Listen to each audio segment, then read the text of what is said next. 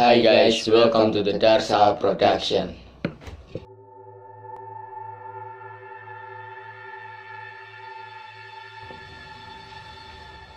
Di video kali ini, aku dan Raffi akan melanjutkan playlist baru kita yang dulu, yaitu adalah Horror Time.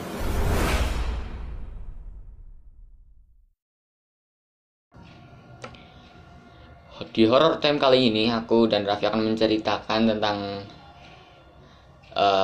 hantu penunggu sekolah yang tepatnya berada di SMA Negeri 5 dan SMA Negeri 3 Bandung. Hantu penunggu sekolah. Mungkin ini jadi kata-kata yang tepat untuk menggambarkan cerita horor di SMA Negeri 5 dan SMA Negeri 3 Bandung. Yap, sekolahnya yang berada di satu lokasi ini memang memiliki gedung yang terlihat sangat klasik, layaknya gedung-gedung yang dibuat pada zaman penjajahan. Memang benar, kedua sekolah ini sudah dibangun sejak zaman kolonial Belanda. Konon, katanya terdapat hantu bernama Nancy yang bergentayangan di dua sekolah ini. Nancy dikatakan adalah noni Belanda yang dulu dilecehkan lalu dibunuh.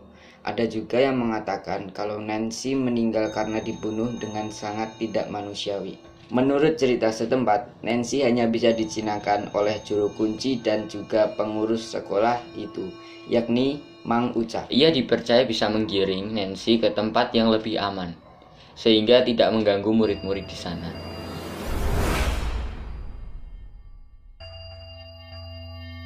Berikut ini adalah kisah yang diceritakan oleh seorang murid dari salah satu sekolah di Cikini, Jakarta Pusat.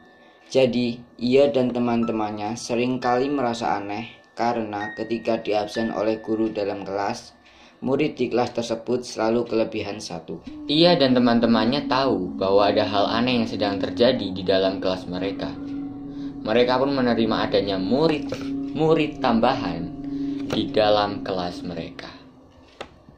Murid-murid di kelas itu sudah tidak asing lagi dengan kehadiran sang makhluk halus. Bahkan ketika sedang ada acara perpisahan di kelas, murid tak kasat mata itu pun ikut berfoto di atas bis. Dan yang lebih seramnya lagi, ketika lagi ada acara reunian, murid-murid ini memanggil sang hantu ini untuk berkumpul bareng mereka dengan berkata, "Oi, lo ada nggak di sini?"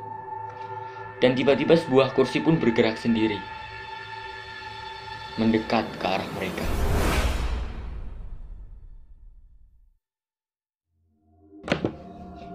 Terdapat sebuah kasus bunuh diri di sebuah SMA di Bogor yang dilakukan oleh seorang siswi. Suatu hari, salah satu siswa di sekolah tersebut merasa heran mengapa ada satu kamar mandi yang selalu dikunci dan gelap. Bahkan tidak boleh digunakan oleh murid-murid di sana. Akhirnya, murid yang keponya akut ini mulai bertanya-tanya pada kakak kelasnya. Dari sana, ia mendapat cerita kalau kamar mandi yang dikunci itu digunakan untuk bunuh diri oleh salah seorang siswi yang pernah mengenyam pendidikan di sekolah tersebut. Setelah kejadian tragis itu, kamar mandi tersebut sering sekali mengeluarkan suara gaduh, terutama menjelang maghrib. Nggak jarang juga mereka mencium wangi bunga dari dalam kamar mandi itu.